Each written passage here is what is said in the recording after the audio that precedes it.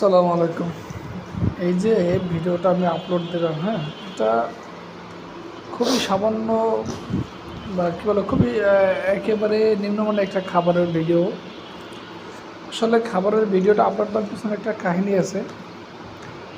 আমি একবার একটা মেসে খাবার খাইতাম, তো ওইখানকার যে আন্টি রান্না করতো এবং যে আঙ্কেল, তো একদিন দেখলাম কি যে একটা লোক খাইতেছে আর ওনারা ওনার দিকে তাকায় আছে। তো খাওয়ার শেষে বলল যে মাশাআল্লাহ। তো আমি তখন জিজ্ঞেস করলাম যে আঙ্কেল আসলে ব্যাপার কী বলো তো, মানে কী হইলো। তো উনি তখন আমার বললো যে দেখেন ভাই, আমরা তো কষ্ট করে খাবার রান্না করি, তো আমার খাবারটাকে যখন কেউ খুব মনোযোগ দিয়ে আকর্ষণ করে স্বাদ নিয়ে খায় এবং খুব সুন্দর মতো করে খায়, তো এটা দেখলে না মনে একটা তৃপ্তি পাই যে না আসলে কষ্টটা সফল হয়েছে, না একটা মানুষ খেয়ে শান্তি পাইছে।